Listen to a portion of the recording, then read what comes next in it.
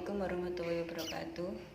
Kami dari modul 9, saya Nurul Arum Abidin, sebelah kanan saya Ibu Evi Lailatul Badriah akan menjelaskan tentang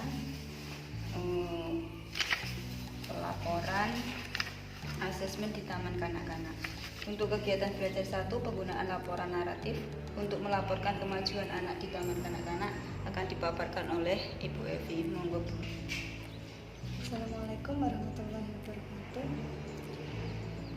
Dalam hal ini saya akan memaparkan tentang penggunaan laporan naratif untuk melaporkan kemajuan anak di Taman Kanak-kanak. Yaitu A. Pengertian.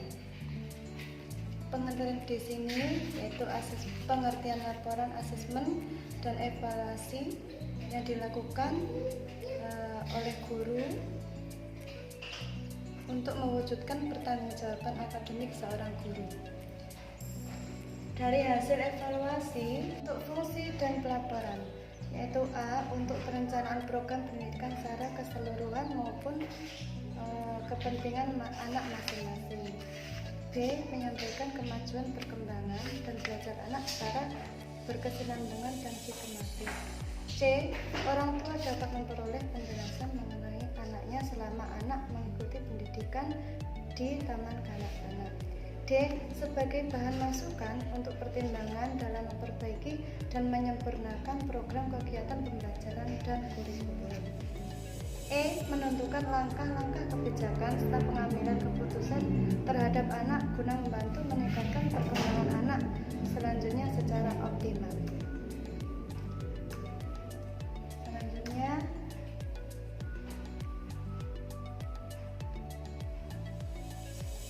laporan naratif. Laporan naratif adalah salah satu laporan untuk mengkomunikasikan kemajuan perkembangan anak kepada orang tua, dan laporan ringkas adalah sebuah evaluasi yang ditulis oleh guru untuk mendeskripsikan perkembangan dan belajar anak. Dari laporan naratif adalah dikelola sebagai bahan atau masukan dan mengintegrasikan topik dalam kurikulum. Yang kedua, sebuah profil perkembangan dan perubahan anak setiap waktu. Yang ketiga adalah menuliskan dengan istilah yang dapat dimengerti oleh orang tua sebagai gambaran anak. Selanjutnya, laporan kepada orang tua, yaitu laporan yang disampaikan dalam bentuk naratif atau uraian tertulis, yaitu bisa berupa rapor, bisa berupa buku penghubung, dan lain-lain. Yang kedua, konferensi, melalui pertemuan dengan bertatap muka melalui konferensi yang bertujuan untuk membicarakan atau menyampaikan hal-hal tentang anak, dan orang tua mendengarkan bukan secara pasif tapi secara aktif untuk mengetahui perkembangan anak didik tersebut. Lanjut, untuk penjelasan informasi, yaitu A. Melalui telepon, boleh melalui telepon dan membicarakan secara santai.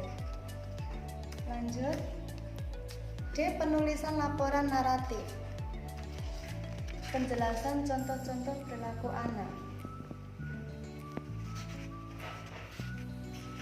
Yang kedua, contoh apa yang anak lakukan adalah kegiatan belajar yang bermain yang dilakukan anak sehari-hari di sekolah bersama teman-temannya.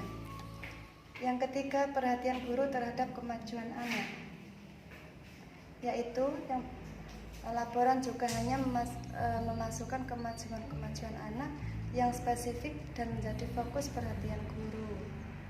Yang keempat, yaitu tujuan dan rencana terhadap anak selanjutnya yang berguna untuk membantu dan memfasilitasi pertumbuhan dan perkembangan anak agar lebih optimal. Lanjut, alasan menggunakan laporan naratif.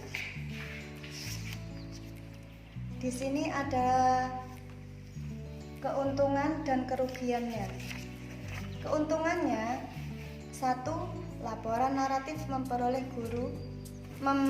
membolehkan guru untuk melaporkan secara luas tentang karakteristik perkembangan anak setiap waktu secara periodik.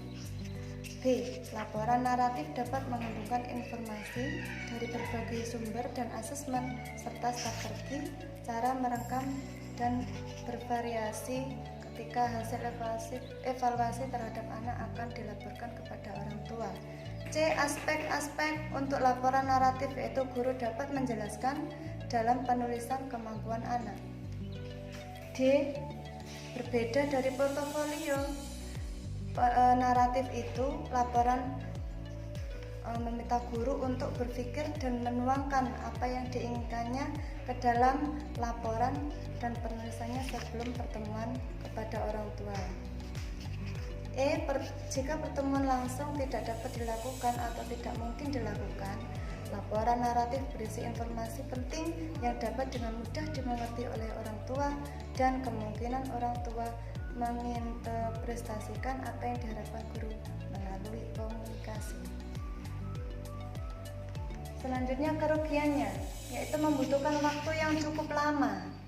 Yang kedua, menyampaikan data secara komprehensif, secara keseluruhan.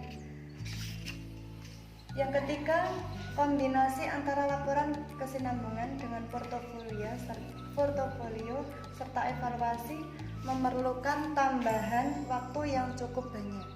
Yang keempat, semakin sedikit rentang waktu untuk laporan, maka semakin baik untuk menjelaskan asesmen dengan jelas dan spesifik. Untuk kegiatan belajar 2, model asesmen dan sistem pelaporan di Taman Kanak-kanak. Ada model asesmen dibagi menjadi 2. Yang pertama adalah sistem contoh kerja dan yang kedua catatan observasi anak. Untuk sistem contoh kerja ini ada dokumen aktivitas anak sehari-hari, integrasi asesmen dengan kurikulum dan pembelajaran, refleksi pendekatan individual untuk asesmen, memperbolehkan guru untuk bagaimana anak membangun pengetahuan melalui interaksi dengan alat dan teman sebaya. Untuk yang kedua, observasi dalam bentuk portofolio dan pembagian raport. Raport ini dapat berupa narasi atau checklist. Untuk catatan observasi anak ini, yang pertama adalah inisiatif, kedua kemampuan, yang ketiga hubungan sosial, yang keempat musik dan gerakan, yang kelima bahasa dan literasi, dan yang keenam adalah logika matematika. Selanjutnya untuk pelaporan hasil penilaian di Taman Kanak-kanak. Yang pertama, bentuk pelaporan hasil penilaian itu dibagi menjadi 2. Yang pertama, program pembentukan perilaku melalui pembiasaan, dan yang kedua, program pengembangan kemampuan dasar. Laporan yang kedua, cara mengisi laporan hasil asesmen, dan yang ketiga, cara melaporkan secara lisan hasil laporan asesmen perkembangan anak. Untuk contoh-contoh format laporan perkembangan anak, format penilaian perkembangan anak didik ini dapat dilihat di halaman 9.19.